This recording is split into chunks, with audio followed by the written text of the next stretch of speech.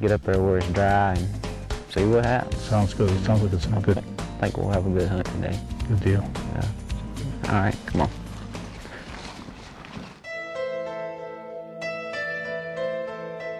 Shannon, what kind of a day do you think we're going to have today?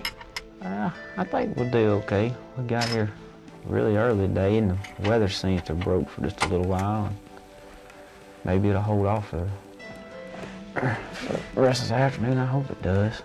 Think they're going to come out early or late, or kind of hard to tell?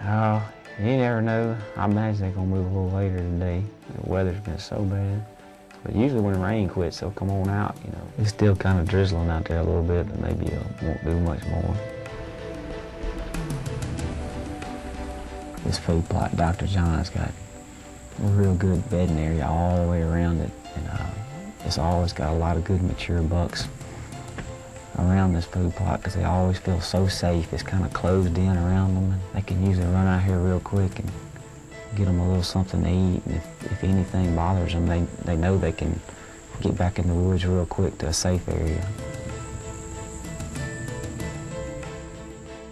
Much of my day at work is spent inside, and it's quite a relief to get into the woods and enjoy nature and enjoy the weather. And for me, that gives me a great deal of pleasure and is an anxiety reliever.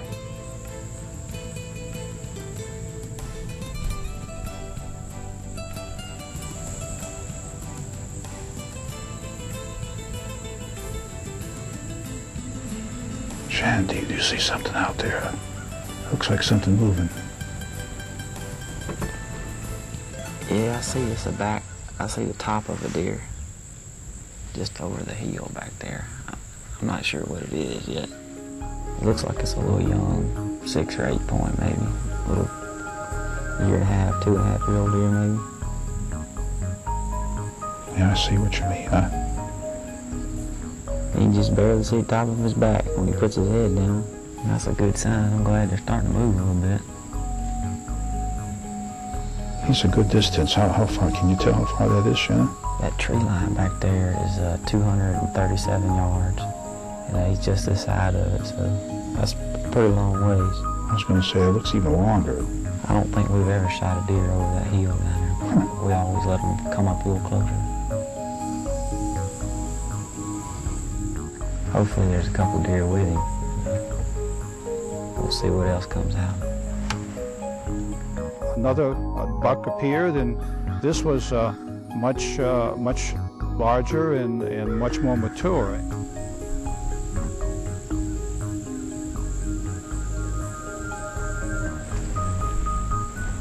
The light was waning, and we were kind of racing between the light waning and whether the deer would get close enough. Shannon kind of thought it would come, and we kind of kept watching it. Now we're getting there. Oh, I was seeing a little action. Mature deer there.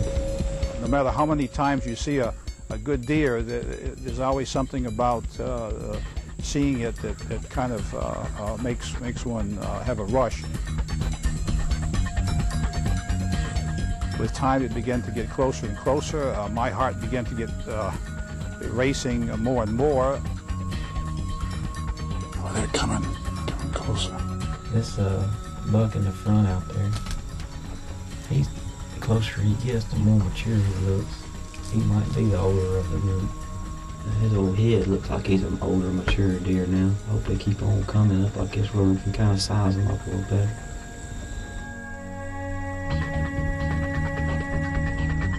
Dr. John, he's coming around that corner.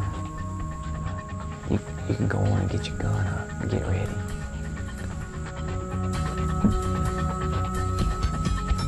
Just kind of ease it up there.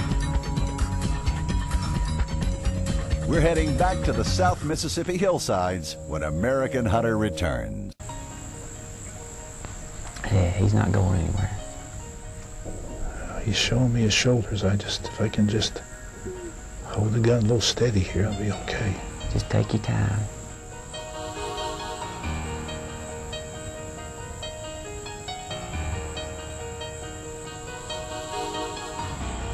All right, Dr. John. He's 100 yards and broadside just whenever you're ready. Just take your time though, and kind of ease it, just squeeze the trigger.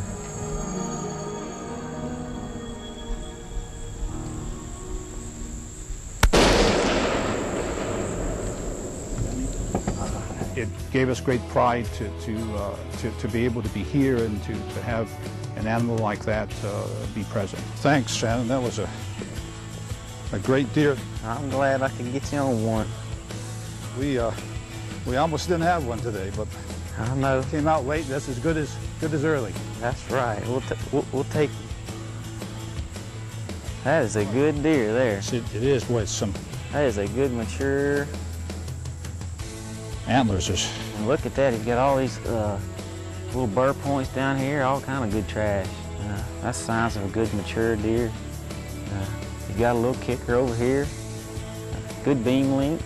Good mass, and I tell you, that deer's got some dark horns too. That's kind of unusual. Most of their racks around here are a lot wider colored than this one, and you could tell how dark his horns were in comparison with the other bucks that were in the field with him. You think that's a genetic variation, or do you think it's related to environment?